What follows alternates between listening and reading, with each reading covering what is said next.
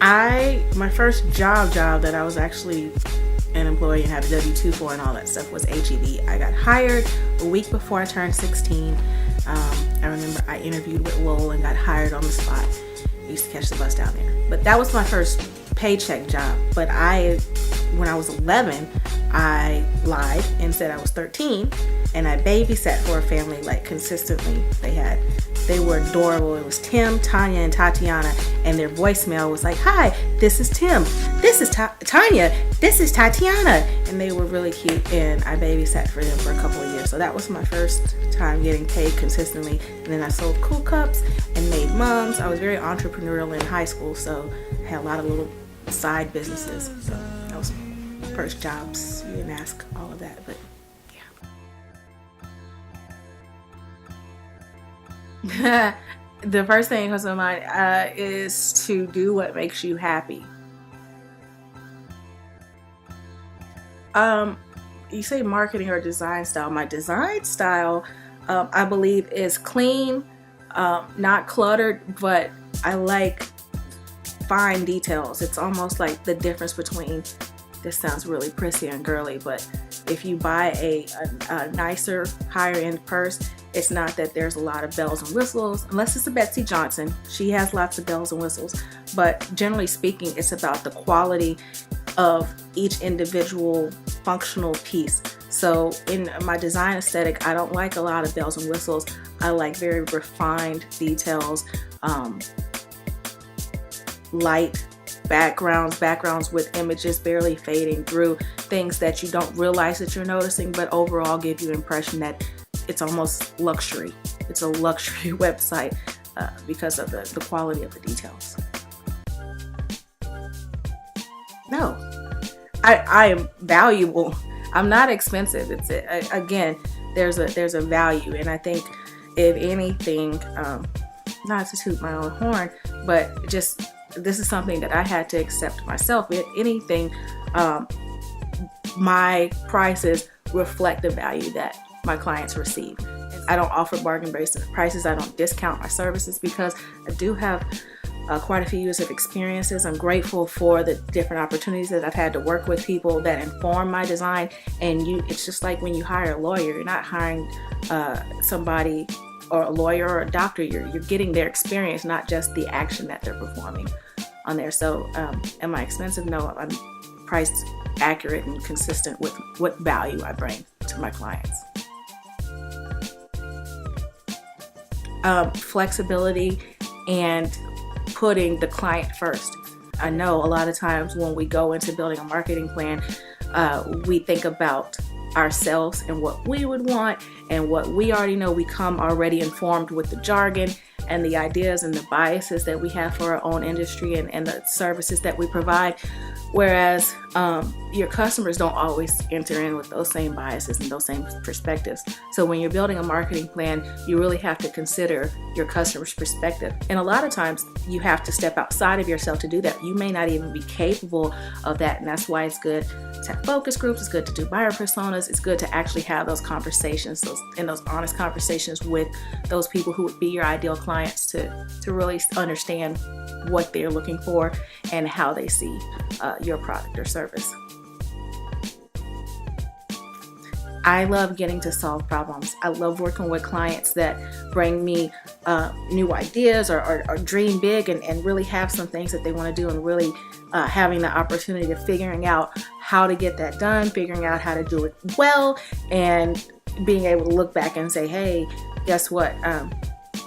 You're on a billboard now. Hey, guess what? Here's your book. And this was just an idea a few months ago, and now here you are signing books on tour. I like diving into new and different projects.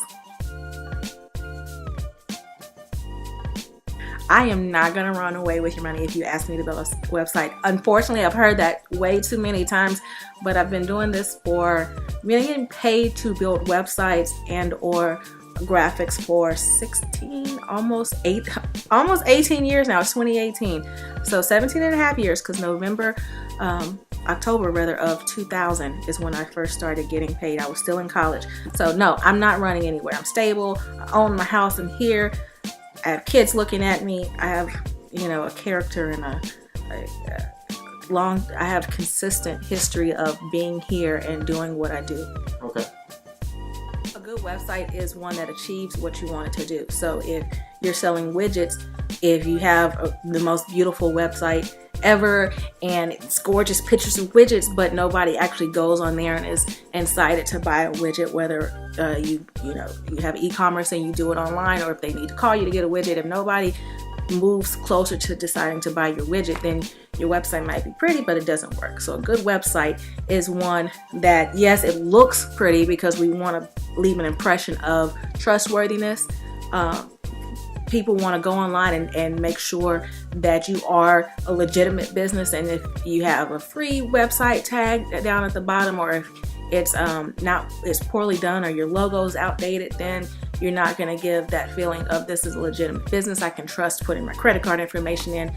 So a good website is one that looks good, but also functions and helps walk people through the sales process. Or if you're a nonprofit, it walks people through the process of understanding why they should donate or volunteer their time. It has to function. It has to actually work. Okay. Tell me about your ideal client. My ideal client is one that is so busy and enthralled and wrapped up in their business and their dreams and what they're trying to accomplish, that they understand that they need to have people around them that have the time to dive into their specialty. We do that with accountants, we do that with lawyers. My thing is marketing and using technology to promote businesses and businesses and nonprofits. So my ideal client trusts me with that, and I take that trust very seriously.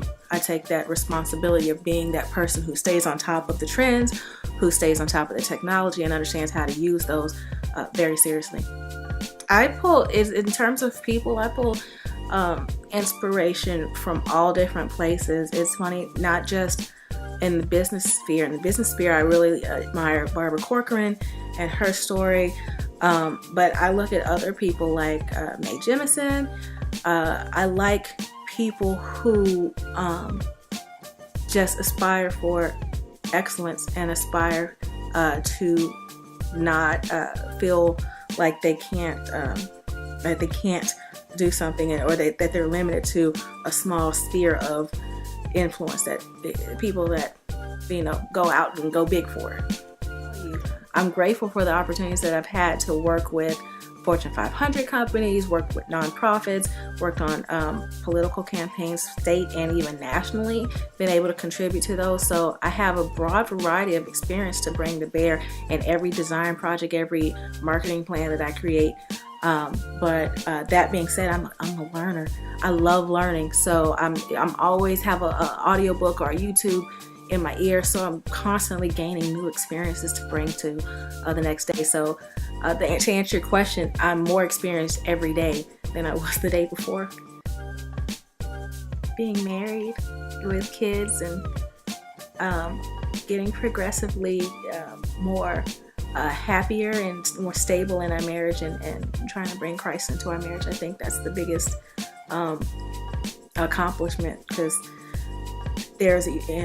not that there's not eternal implications with everything we do, but I think the marriage union and the fact that it's modeled, or the marriage union is modeled on Christ with his church, just goes to show just how important that is. I mentioned earlier, I only work with people who I feel passionate or feel an affinity towards their particular project. So I would say when you work with me, I'm not just a pixel pusher. I'm not somebody that's just going to put up a blue website because you said you wanted a blue website. You have me all in. I'm part of the team.